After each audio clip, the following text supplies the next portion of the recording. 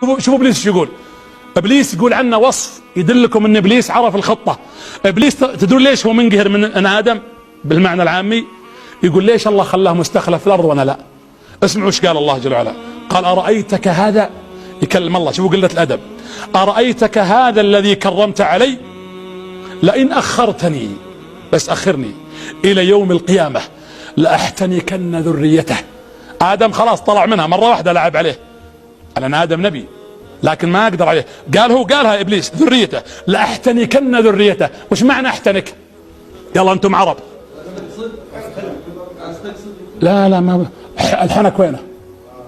يقول بجرهم منه مثل البهايم، ابجرهم احنكه وبخليه يمشي وراي. والله هذا ابليس يقول لاحتنكن ذريته الا قليلا منهم. يقول ابى اوريك اجرجرهم جر.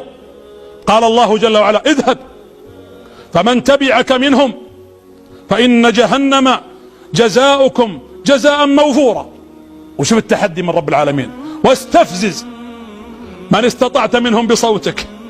والله ان عند بعض الاشارات تشوف الارض ترقص والسياره ترقص واللي في السياره يرقصوا، هبال على كل هب ودب، اغاني وطقطقه وبعضهم يشغل لها شغلات ما هي بالعربي بجميع الجنسيات. والله العظيم انهم يطامرون انك تناظر تقول الله تحسب فيه زلزال في الارض. ولا مريت من جنب بعض البيوت نفس الشيء، وفي الاستراحات وفي الشوارع وفي كل مكان. قال استفزز من استطعت منهم بصوتك واجلب عليهم بخيلك ورجلك. جب جيشك، ابليس متحزم. واجلب عليهم بخيلك ورجلك وشاركهم في الاموال والاولاد.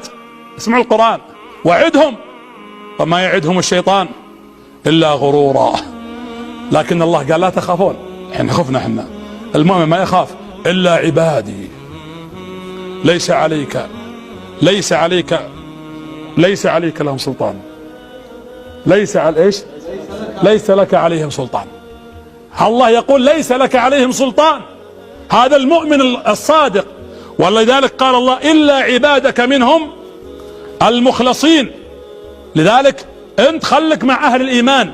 الطاعة والذكر تطرد الشيطان، القرآن يطرد الشيطان، الاستغفار يطرد الشيطان، بر الوالدين يطرد الشيطان، الصدقة تطرد الشيطان.